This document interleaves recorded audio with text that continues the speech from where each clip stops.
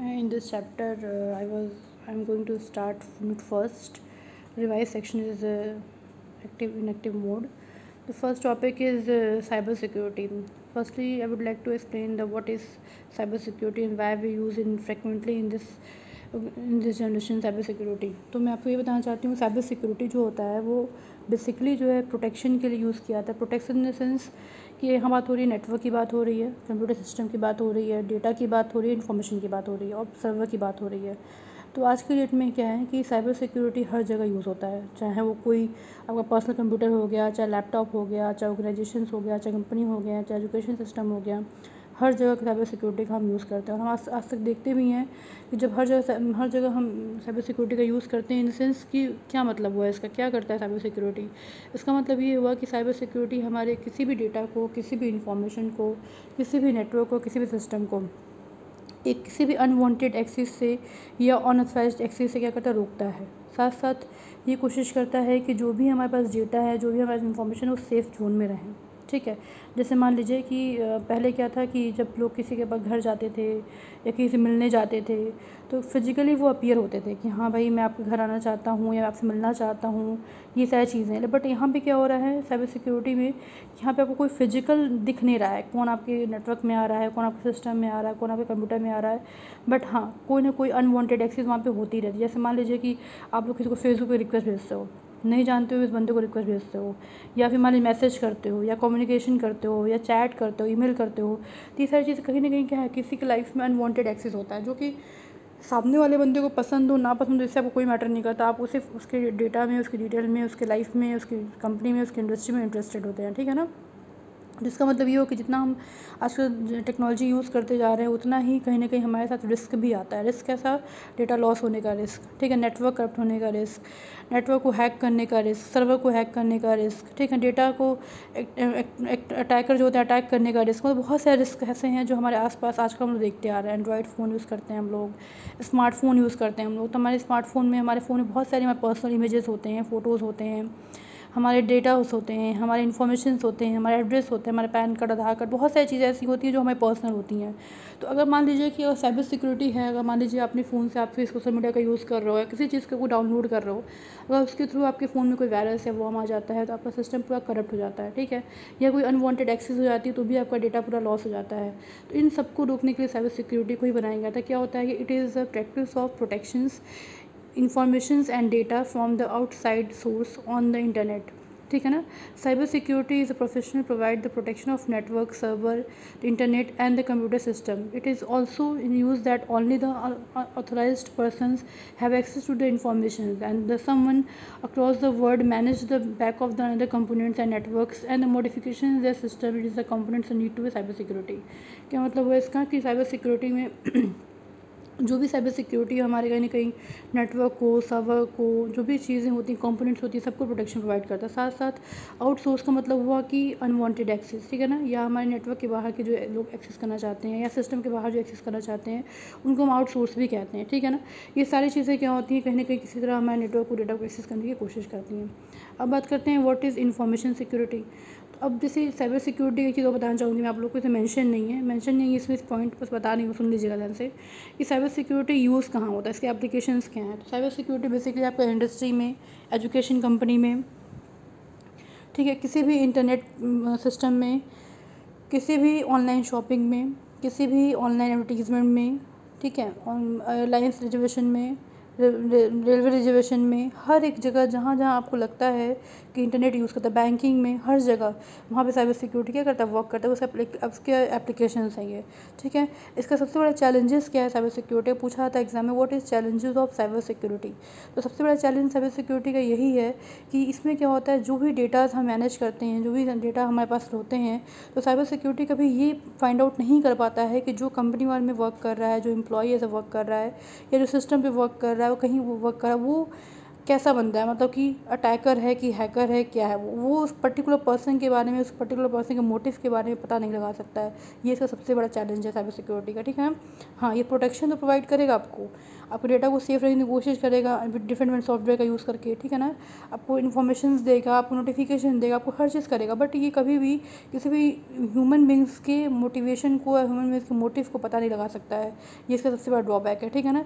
साथ साथ ये भी नहीं पता लगा सकता है कि वो पर्टिकुलर लोग जो कंपनी में काम कर रहे हैं, सिस्टम पे काम कर रहे हैं, वो हैकर हैं कि अटैकर हैं, ये भी वो पता लगा नहीं सकता है। ये इसके मेन चैलेंजेस थे, ठीक है ना। अब बात करते हैं what is information security. Information security सिर्फ बात करता है इन्फॉर्मेशन के बारे में, लिखा हुआ है it is all about the protection of information and the information system from the unauthorized access या यूजेस, ठीक है ना। मतलब क्या हुआ, ये बोल रहा है कि हम बात कर रहे हैं सिर्फ और सिर्फ इन्फॉर्मेशन सिस्टम की, और इन्फॉर्मेशन सिस्टम या इन्फॉर्मेशन की बात कर रहे हैं, इसकी सिक्योरिटी की बात कर रहे हैं। तो याद रखिएगा, जब भी हम इन्फॉर्मेशन सिक्योरिटी की बात करेंगे, इन्फॉर्मेशन सिक्योरिटी हमेशा 3 चीज़ों को इंश्योर करता है। वो होता है आपका CIA, confidentiality, integrity and availability. ये जो 3 चीज़ होती है, मैंने बताया था आप लोगों को, क्लासरूम में भी बताया था कि जब भी इंफॉर्मेशन सिक्योरिटी बात करेंगे तो ये 3 चीज़ें हमेशा ही एश्योर करेंगी कि जो आपका इन्फॉर्मेशन है वो बिल्कुल ही करेक्ट है, या जो आपका इन्फॉर्मेशन है बिल्कुल सेफ़ एंड सिक्योर है, बिल्कुल कॉन्फिडेंशियल है, उसकी इंटीग्रिटी मेंटेन है, और उसकी अवेलेबिलिटी भी क्या है, मेंटेन है। कैसे होता है, देखो तो ऐसे होता है कि जब भी इंफॉर्मेशन सिक्योरिटी की बात करेंगे हम, तो इन्फॉर्मेशन सिक्योरिटी में हमारे पास 3 चीज़ें, जो नीचे लिखा हुआ है CIA, ये 12 फॉर्म में होता है, ये ट्रायंगुलर फॉर्म में होता है, जो 3 तरह से हमारी इन्फॉर्मेशन को क्या करता है, एक तरह से सिक्योर करता है। इसको हम गोल भी बोलते हैं, इन्फॉर्मेशन सिक्योरिटी गोल भी बोलते हैं, और इसको हम साथ साथ साइबर सिक्योरिटी का भी गोल बोलते हैं, ठीक है ना। क्यों बोलते हैं, देखिएगा, अब हम साइबर सिक्योरिटी की बात करें तो साइबर सिक्योरिटी ये बोलता है कि जब भी कॉन्फिडेंशियलिटी की बात हो रही है, तो जो भी डेटा आपका प्रोटेक्शन मोड में है, या जो भी डेटा आपने सिक्योर कर रखा है, उसकी गारंटी हम देते हैं कि वो डेटा आपका क्या है, कॉन्फिडेंशियल, इन द सेंस कि जो भी आप नेटवर्क के थ्रू शेयरिंग कर रहे हो, या मैसेज किसी को सेंड कर रहे हो, या कुछ भी कर रहे हो, वो डेटा कैसा है आपका, एक सेफ़ जोन में है, सेफ़ मोड में है, ठीक है। उसको आप कंप्लीटली रूप से क्या कर सकते हो, यूज़ कर सकते हो, या फिर उसको आप उससे शेयर कर सकते हो जैसे आप चाहते हो शेयर करना। इसीलिए हम लोग बिना सोचे समझे आज की डेट में इंटरनेट के थ्रू कोई भी अपनी प्राइवेट पिक होती है, या प्राइवेट डेटा होते हैं, या पब्लिक डेटा होते हैं, आराम से शेयर कर लेते हैं बिना ये सोचे कि वो डेटा लीक होगा कि नहीं होगा, ठीक है ना। ये हमारे दिमाग में नहीं आता है, ठीक है, ये सारी चीज़ें होती हैं। अब बात करते हैं हम इसके बाद कॉन्फिडेंशियलिटी और इंटीग्रिटी की बात करते हैं। तो साइबर सिक्योरिटी ये बोलता है कि जब भी किसी डेटा के साथ इंटीग्रिटी की बात होगी, तो हम आपको ये इंश्योर करते हैं उस डेटा में कोई भी चेंजेस या मॉडिफिकेशन नहीं होगा। इंटीग्रिटी का मतलब क्या होता है कि not changes in any modifications, changes, alter, ठीक है ना। डेटा में कोई भी चेंजेस या मॉडिफिकेशंस नहीं होगा। डेटा मतलब उस कंटेंट ऑफ इन्फॉर्मेशन में, ठीक है ना, कोई चेंजेस नहीं होगा। साथ साथ ये भी बोलता है इंटीग्रिटी कि जो भी आपने इनपुट दिया है वही आपको आउटपुट मिलेगा। इसका वर्ड का मतलब क्या हुआ कि जैसे मान लीजिए आपने कोई भी 2-4 इमेज आपने कहीं स्टोर कर रखी है, 2-4 डॉक्यूमेंट कहीं स्टोर कर रखा है आपने किसी एप्लीकेशन के थ्रू, या कैसे भी स्टोर कर रखा है। तो उसमें होता क्या है कि जब आपने 2-4 एप्लीकेशन स्टोर कर रखा है, तो उस 2-4 एप्लीकेशन में आपने अपनी प्राइवेसी लगा रखी है। तो उसका मतलब ये हुआ कि जब भी आप उस पर्टिकुलर सॉफ्टवेयर का यूज़ करके आप डेटा को एक्सेस करोगे, तो जो दो इमेज आपने सेव किया है, 4 इमेज सेव किया है, आपको वही 4 इमेज या 2 इमेज जब भी चाहोगे तब भी आपको वही मिलेगा। हाँ, अपडेशन ऐड ऑन तो उसमें हो सकता है, ऐड ऑन आप कर सकते हो, ठीक है ना, बट आपको डिक्रीजिंग फॉर्म में नहीं मिलेगा। इन द सेंस कि आपको 4 की जगह 2 इमेज नहीं मिलेगा, आपको हमेशा वही इमेज मिलेगी जो आपने उस पर्टिकुलर सॉफ्टवेयर में स्टोर किया था, ठीक है ना। इसको बोलते हैं इंटीग्रिटी को मेंटेन करना, ठीक है। अगर हम बात करते हैं कॉन्फिडेंशियलिटी की, तो कॉन्फिडेंशियलिटी भी ये होती है कि आप उस पर्टिकुलर सॉफ्टवेयर के थ्रू जो आपने डेटा शेयर कर रहे हो, तो उस सॉफ्टवेयर की आपको इंश्योरिटी देता है कि आपका डेटा क्या है, बिल्कुल यहाँ पे सेफ़ है, सिक्योर है, ठीक है। अब बात करते हैं अवेलेबिलिटी की। अवेलेबिलिटी का मतलब ये होता है कि अगर कोई भी इमेज हम लोग सही सेव कर रखे हैं किसी फ़ोल्डर में, किसी फाइल में, तो वो अगर किसी को हम शेयर करें किसी, या हम खुद कहीं और ट्रांसफ़र करें किसी और डिवाइस में, या किसी लैपटॉप में, किसी कंप्यूटर में, तो वो आपको उस समय भी अवेलेबल होना चाहिए, ठीक है ना। बहुत बार देखा होगा आपने फॉर्मेट जो होता है वो सपोर्ट नहीं करता है, तो आपका डॉक्यूमेंट ओपन नहीं हो पाता है, ठीक है ना। वो बात अलग होती है कि फॉर्मेट सपोर्ट नहीं कर रहा है, वो चीज़ अलग होती है, क्योंकि वो सबकी अपनी सिस्टम के अलग अलग स्पेसिफिकेशंस होते हैं। बट आपको जो डॉक्यूमेंट होता है वो तो होता है, वो अगर आप कहीं किसी फेच करना चाहोगे सिस्टम से, कंप्यूटर से, आपको वही डॉक्यूमेंट मिलेगा जो उसमें पेन ड्राइव में है, प्लस उसकी अवेलेबिलिटी भी बनी रहेगी। तो कोशिश हम लोग ये करते हैं कि जो भी डेटा हम स्टोर कर रहे हैं उसकी अवेलेबिलिटी हमेशा बनी रहे। ऐसा कुछ भी ना उसमें हो कि सपोर्ट ना करे, ऐसा बहुत कम होता है कि सपोर्ट ना करे, ठीक है ना, ऑलवेज सपोर्ट ही करता है ये। तो ये आपका वो तीनों टर्म्स हो गया, कॉन्फिडेंशियलिटी, इंटीग्रिटी एंड अवेलेबिलिटी। ये तीनों चीज़ कहाँ यूज़ होती है, आपके साइबर सिक्योरिटी के भी गोल बोले जाते हैं और इन्फॉर्मेशन सिक्योरिटी के भी, इसको हम एलिमेंट बोलते हैं या गोल बोलते हैं, ठीक है। नीचे देखिए लिखा हुआ है confidentiality is authentication person it involve the protection of data, ठीक है ना, providing the access from the who are allowed to, while this allowing the other to see the data's content and the present essential information from the reaching the way on people, and the data encryption is a good example of the ensuring the confidentiality. And the integrity is while the access the read and edit the integrity of means the real word accurate the data is, and the peaceful of the method to ensuring that the data is real accurate from the unauthorized access, and it also not modification and changes in that data. Simple जो मैं बताया आपको, मैंने वही लिखा हुआ है इसमें कि इंटीग्रिटी में क्या होता है, कोई भी डेटा में मॉडिफिकेशन चेंजेस नहीं होता है, वही चीज़ होती है। और कॉन्फिडेंशियलिटी मतलब आपका डेटा क्या है, आपका डेटा बिल्कुल सही है, एक्यूरेट है, जो भी डेटा पहुंचा है बिल्कुल आपका एक्जैक्ट वही डेटा पहुंचा है जो आप शेयर करना चाहते हो, ठीक है ना। ये आपकी दो चीज़ें थी। फिर आपको होता है अवेलेबिलिटी, लिखा हुआ है it is the property in which the information is accessible who is authorized to to so, मतलब क्या, जो पर्सन ऑथराइज होगा उसके लिए वो डेटा अवेलेबल रहेगा, हमेशा ही अवेलेबल रहेगा, ठीक है। It is the guarantee of the reliable access to the over data by the authorize people, और ये आपको इंश्योर करता है कि जो भी डेटा की रिलायबिलिटी होगी वो हमेशा क्या होगी, वो ऑथेंटिकेशन पर्सन के लिए हमेशा ही यूज़फुल रहेगी, ठीक है। ये आपके तीन चीज़ होगी। देखिए नीचे बना हुआ डायग्राम बना हुआ है, इस डायग्राम से पहले आपको मैं ये बताना चाहूँगी व्हाट इज़ इन्फॉर्मेशन सिस्टम की बात करेंगे, ठीक है ना। व्हाट इज़ इन्फॉर्मेशन सिस्टम में आपको हम बताना चाहेंगे क्या होता है आपका इन्फॉर्मेशन सिस्टम, ठीक है। सबसे ऊपर लिखा हुआ है an information system can be defined as a set of interrelated components that collect the manipulate store data of the support decision making and provide the feedback the mechanism to monitor performance. It may also help the manage and worker to the analyze the problem, and many organizations work with the large amount of data and information, and system is defined as the software that help to organize and analyze data. So because say that the purpose of information system is to convert raw data into the useful information so that it can be used for the decision making and organizations. What do you mean about this? The meaning of this content, when we talk about the information system, is just like a software in the sense कि when we provide the data in this software that give a exact output we want, and when we put the raw information that give a useful informations, and when we are asked something about the informations and data, they give us accurate answer and positive answer of that data, ठीक है ना। मतलब क्या हुआ कि क्या करता है ये कि ये एक तरह का सॉफ्टवेयर होता है जो किसी भी ऑर्गेनाइजेशन में हेल्पफुल होता है डिसीजन लेने के लिए, डेटा को मैनिपुलेट करने के लिए, मॉनिटर करने के लिए, मेंटेन करने के लिए, ऑर्गेनाइज करने के लिए।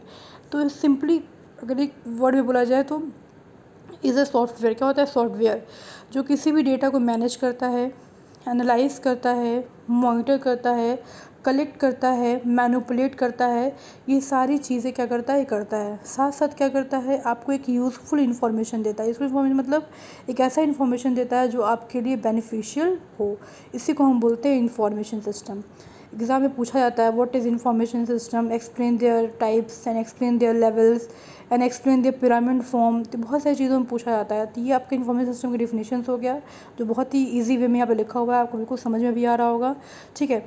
अब बात करते हैं इसके टाइप्स की। तो देखिए नीचे एक पिरामिड फॉर्म बना हुआ है, यहाँ पे लिखा हुआ है the information types of information system. याद देखिएगा एग्जाम में पूछता है the explain the 4 level of pyramid model, या पूछता है what is pyramid model of information system, या पूछता है what is types of information system. अब कुछ भी पूछेगा आपसे तो आपको ये एक्सप्लेन करना होता है। पहला देखिए इसमें लिखा हुआ है TPS, ट्रांजेक्शन प्रोसेसिंग सिस्टम, फिर लिखा हुआ है मैनेजमेंट इन्फॉर्मेशन सिस्टम, फिर डिसीजन सपोर्ट सिस्टम, फिर एग्जीक्यूटिव इन्फॉर्मेशन सिस्टम। अब इसमें हो क्या रहा है कि जो भी हमारा TPS है लोअर लेवल का दिख रहा है, हम लोग यहाँ पे जो वर्कर हैं, मिडिल मैनेजर है, सीनियर मैनेजर है, एग्जीक्यूटिव हैं, ये जो भी इसमें बने हुए हैं, इसमें क्या होता है ये जो प्रोसेस पूरा दिख रहा है आपको, इस प्रोसेस में क्या होता है top to bottom, bottom to top ये वर्क करता है। टॉप टू बॉटम मतलब कि एग्जीक्यूटिव जो स्ट्रेटजी और प्लान बनाएगा वही आपके पूरे के पूरे जितने भी आपके लोअर लेवल मैनेजर हैं, मिडिल मैनेजर, वर्कर उसको फॉलो करेंगे, ठीक है। ये होता है टॉप टू बॉटम।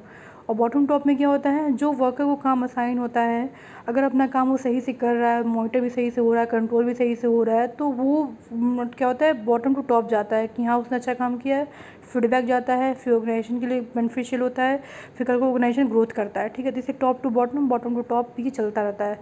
अब पहला इसमें लिखा दिया various type of model for the information system like 3 level of pyramid.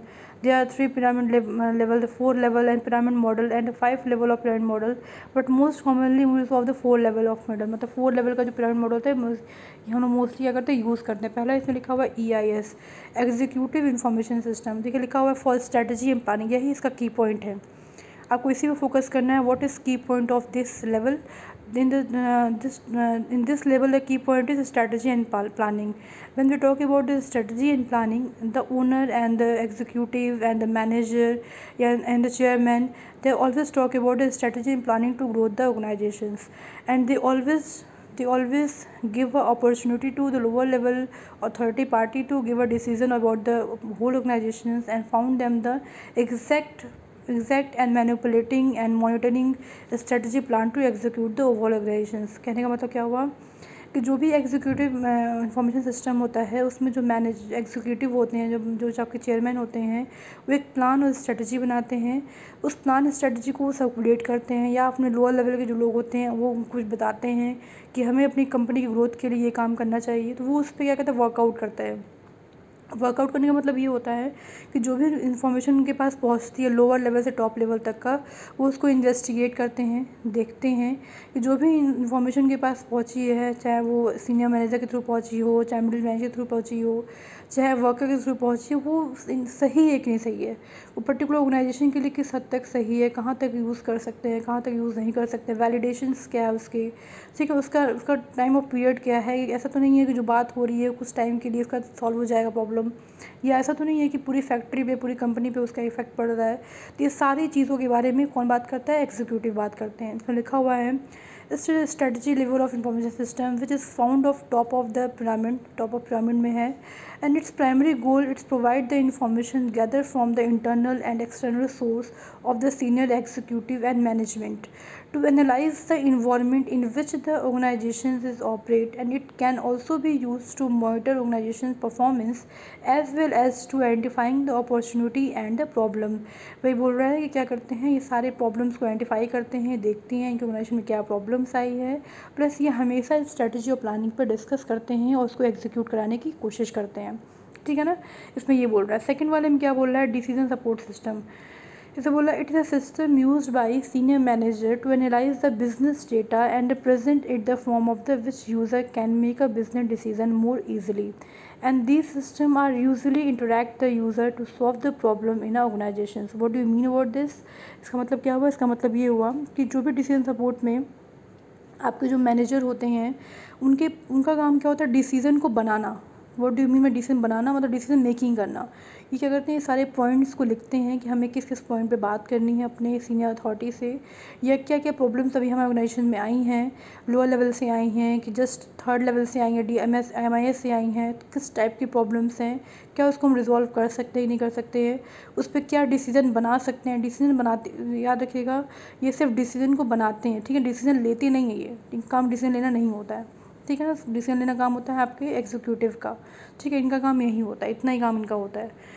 फिर थर्ड लेवल होता है मैनेजमेंट इंफॉर्मेशन सिस्टम। लिखा हुआ है it is the use of information system process data to produce the meaningful information, and this is the information help to decision maker to make a decision correctly and accurately, and it is used to make a tactical decision of the ensure the smooth running of the organizations।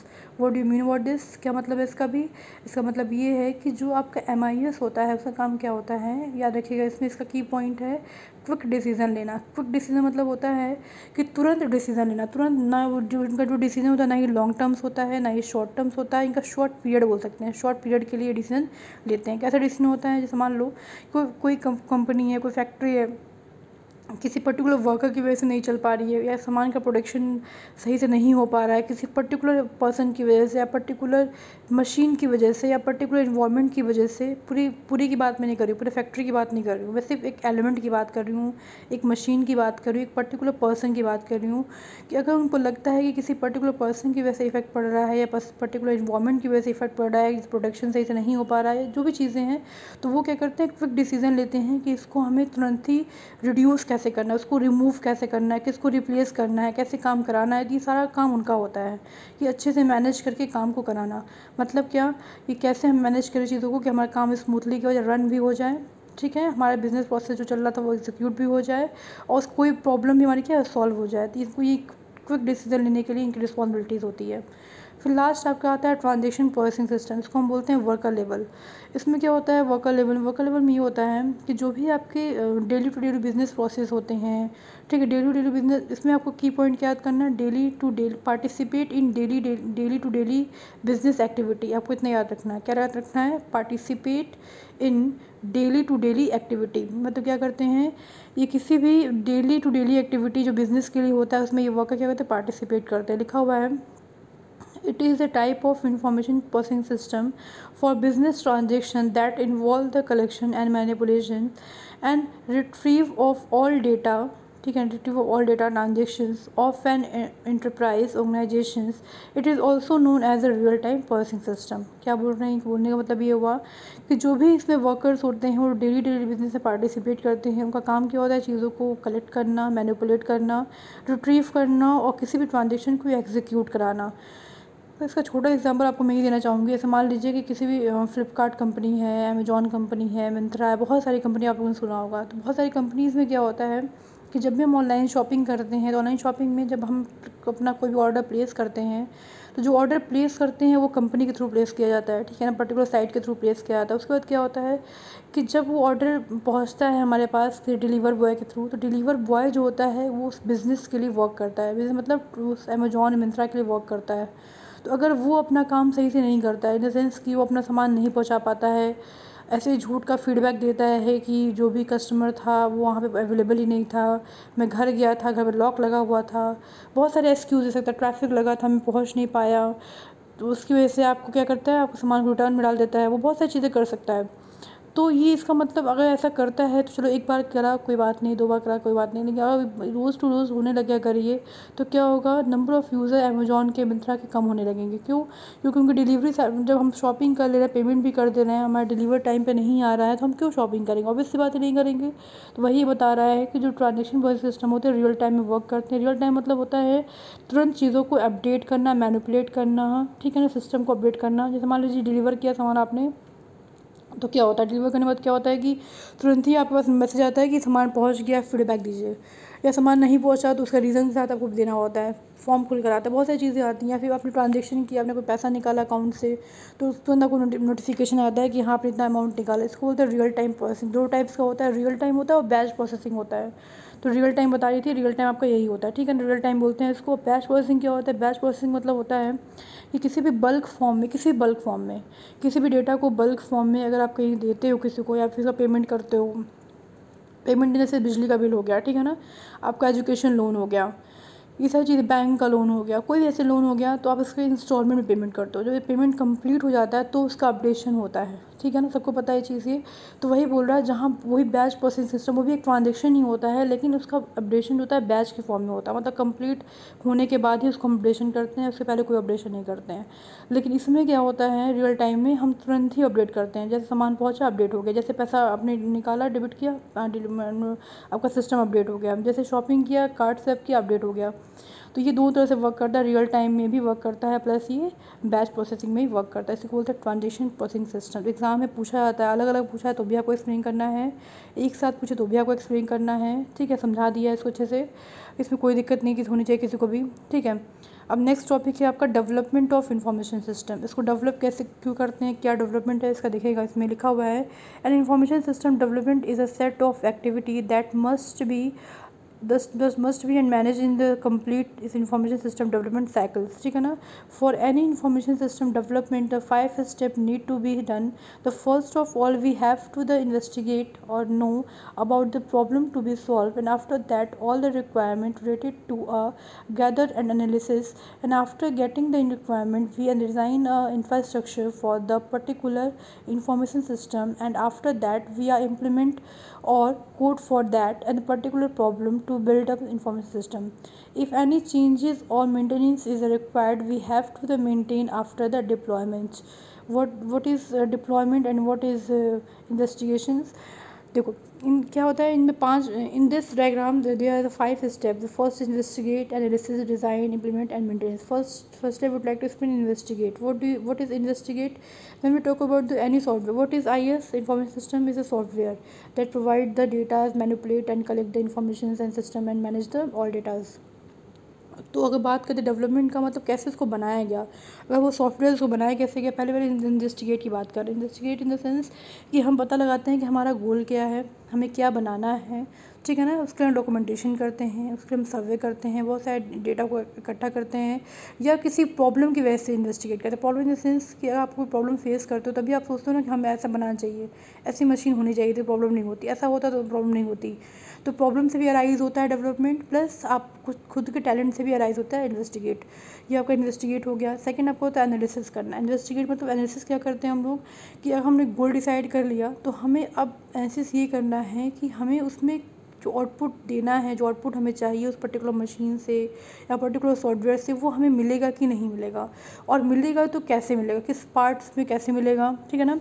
क्या इसमें coding करेंगे हम, कैसे इसकी testing करेंगे, ये सब कुछ हम एनालिसिस में करते हैं, ठीक है. उसका डिज़ाइनिंग आता है. डिज़ाइनिंग में आता है कि जो मशीन के पार्ट्स हम यूज़ करते हैं या जो कंप्यूटर सिस्टम यूज़ करते हैं पर्टिकुलर प्रोग्राम को रन कराने के लिए, उसका प्लेटफॉर्म क्या होना चाहिए, किस प्लेटफॉर्म पर रन करेगा, किस प्लेटफॉर्म पर कोडिंग करेंगे हम.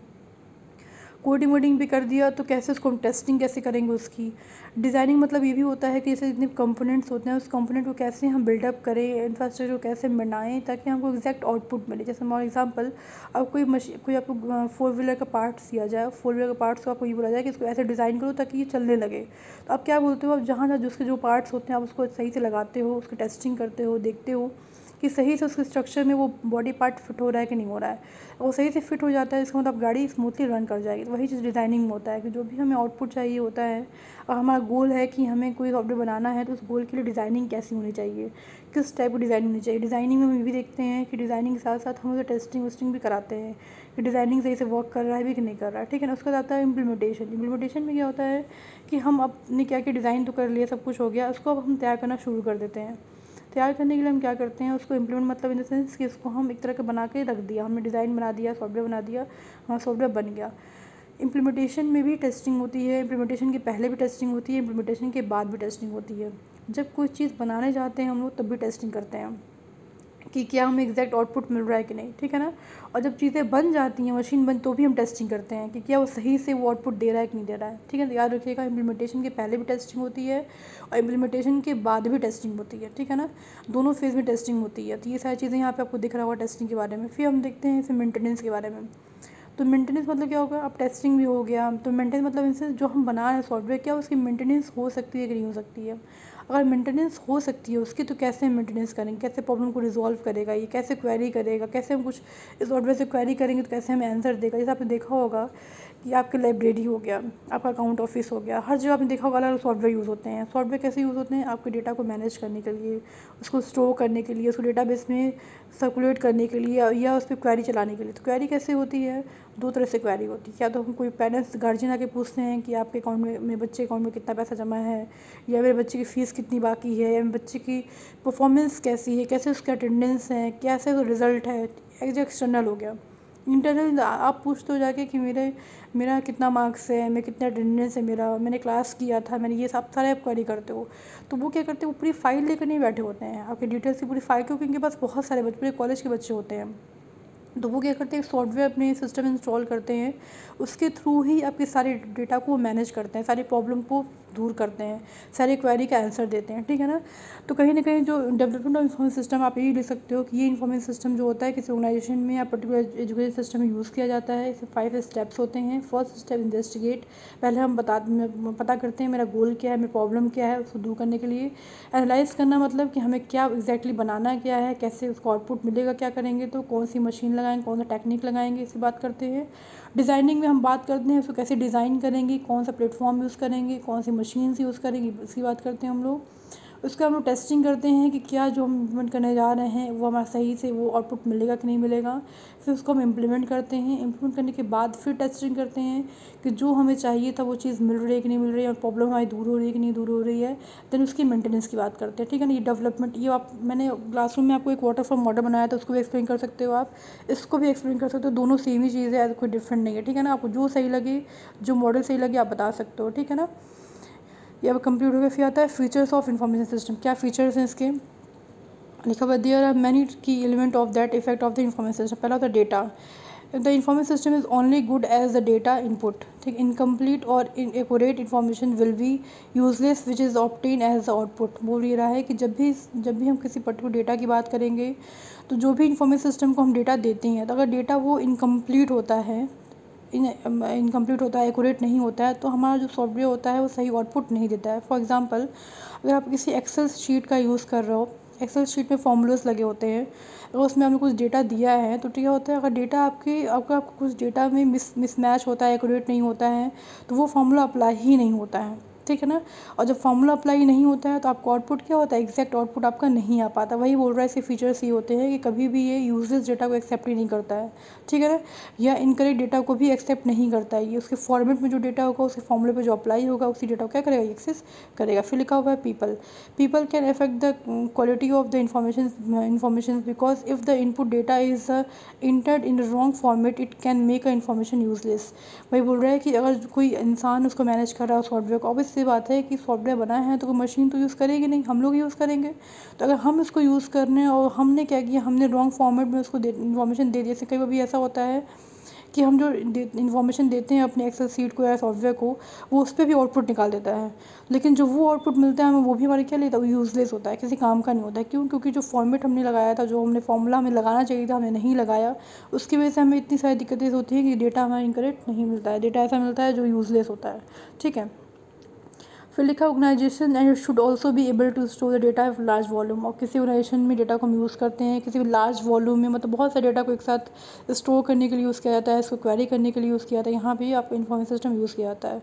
फिर लिखा है software should be able to the handle the data efficiently so that it can be easily search the when needed. So obvious सी बात है, एक सॉफ्टवेयर है जिसके थ्रू आप डेटा को आप सर्च कर सकते हो, ईजी वे में सर्च कर सकते हो, फाइंड आउट कर सकते हो। तभी हम कभी क्वेरी करते हैं कहीं भी, आप मान लो किसी वोडाफोन का यूज़ कर रहे हो या किसी एयरटेल का यूज़ कर, जियो का यूज़ कर रहे हो, किसी भी साइट पे आप ऑनलाइन जब क्वेरी करने जाते हो, तो ऑनलाइन क्वेरी में क्या होता है, आपसे कुछ डिटेल पूछा जाता है, अकाउंट नंबर पूछा जाता है, आपका पैन कार्ड नंबर पूछा जाता है, फिर क्या होता है, आपको सारी इन्फॉर्मेशन दे दी जाती है कि आपका कहाँ कहाँ अकाउंट है, कितना पैसा विड्रॉ हुआ है, नहीं हुआ है, सब कुछ आपको इन्फॉर्मेशन दे दिया जाता है, ठीक है ना। ये होता कैसे है, उस पर्टिकुलर सॉफ्टवेयर के थ्रू ही इन्फॉर्मेशन दिया जाता है, ठीक है। तो वही बोल रहा है कि ये इसके भी फीचर्स होते हैं कि सॉफ्टवेयर के थ्रू जो वर्क करता है, ईजी वे में आप सर्च भी कर सकते हो जब भी आपको कोई चीज़ काम पड़े तो।